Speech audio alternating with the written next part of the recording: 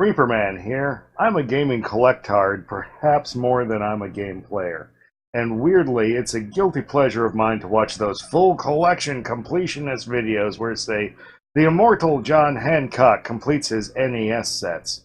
But until now, I never thought that I'd ever be able to make one of these. However, today, as you well know from the title and thumbnail, I am here to announce that I have indeed completed my first ever gaming library. I'd like to announce that I've completed my collection of the GameWave Family Entertainment System by ZAPiT Games. This is probably the only video of this type that I'll ever be able to do, so please humor me. Realistically, my financial priorities probably aren't going to ever let me finish a set for one of the big systems. Even getting to the halfway point on Neo Geo MVS was a real ordeal.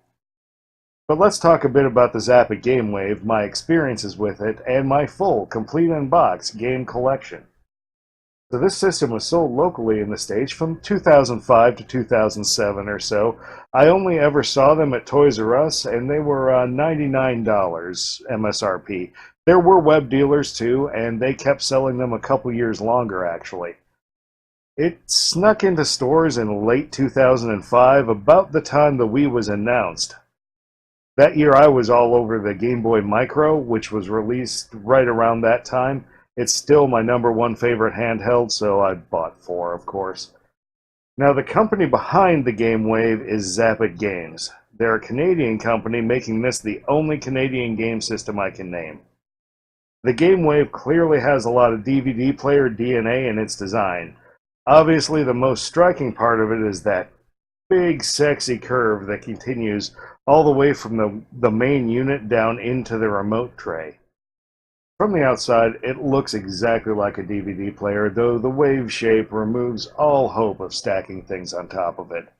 The front has the usual power and eject buttons and a tray that slides out. The rear has typical AV options for the time, which were composite and S-video. But also down here in the a little farther over, we've got the mysterious expansion port, which is mentioned nowhere as far as the use of that thing.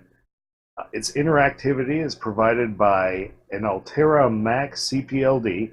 Reading online, I'm still hazy on the difference between an FPGA and a CPLD, but maybe y'all can help me out down in the comments. It has a Duzima whacker inside that can run the game. Now, embedding a little system into a DVD player like this might sound a little familiar. This was the game plan VM Labs tried with their Nuon, which was about half a decade earlier. That's a fun system for another video. Now, it's hard to say if GameWave was a success or not. GameWave did sell 70,000 units in its run from 2005 to 2009 or so, though I think Toys R Us clearanced them out about 2007 if I recall correctly. To put it in perspective, a failed system like Atari Jaguar sold between 150 and 250,000 units, but Atari's sales goals were probably much less modest. So the GameWave is family entertainment, which is essentially kind of code for being Jesus-y. Now, the game system only has a couple of religious games, so that doesn't 100% fit, but it certainly was somewhere in their game plan. And when game systems know they're shooting for a bit of a niche, they have expectations that reflect that. So maybe 70,000 was a good portion of the audience that they shot for. So, small story time. About 100 pounds ago or so, I was actually an Information Systems Technician second class in the Navy. I'd been keeping my eye on the GameWave at Toys R Us, eagerly waiting for it to go on clearance. Eventually, it did so. The system, 4 remotes, and 5 packing games were mine for all of like $20. Now, I had big plans for this system. One of my jobs in the Navy was to do nighttime message and phone watch.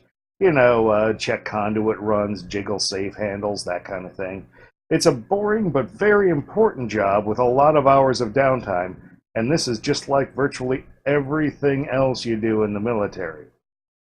So most of the night, of course, was actually spent watching movies. This system was just perfect for our needs. It was a cheap as dirt DVD player with the easiest remotes to replace in the business, and this was important since a shocking number of these things came up broken. I confess, I got mad and broke one once. I don't even want to know how the others died, but every time they did, I just kick 99 cents into another GameWave auction on eBay and buy up some more remotes. To this day, a full set of 6 remotes generally runs about $12 shipped on eBay, and you just can't beat that. When my enlistment ended in 2008, I left my first GameWave behind. Giving game systems away isn't at all in my nature, but it was well loved and is probably still in that old building. It's closed down now, but if I ever get a chance to go back inside there, I'm going to go check. Here's a link to it, actually. It just kills me to see it in that shape. Fast forward to a month or so ago. I got my eyes fixed, laserified, so to speak. I spent a week completely drugged up on painkillers and sleeping pills. Somehow, in my reduced mental state, I got to missing the GameWave, and I bought one with a number of games. But then, I noticed there were only 13 games total.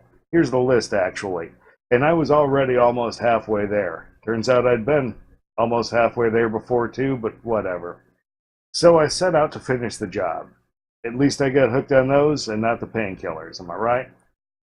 It was bad too. So I could barely see, eyes weeping uncontrollably. My main gaming monitor here that I'm sitting in front of right now, it's 102 inches. It's a big screen, and I'm sitting here in this chair with the Windows magnifier set up to 300%, desperately trying to keep my eyes open enough to read eBay auctions. And some games cost more than others, mostly the later releases. Most of them weren't hard to find. Gems and Sudoku were like 20 bucks each. Sudoku looks really good, actually. I think it's about the best this system could ever do with that game, and I can't wait to try it out.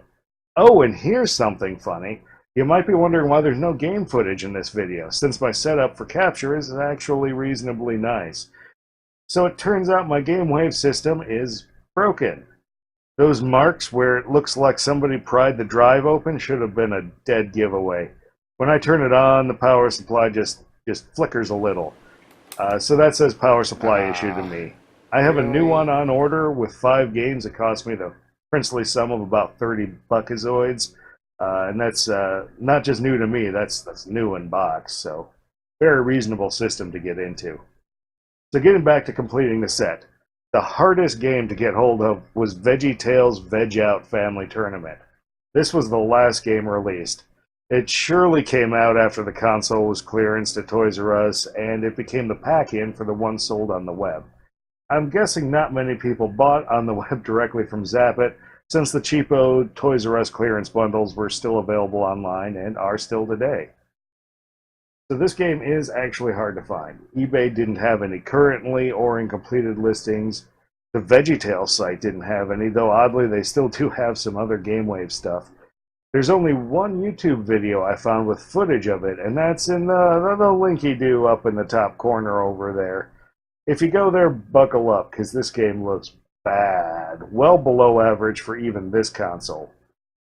But let's look at this gamble I took. See, Amazon seemed to maybe have some.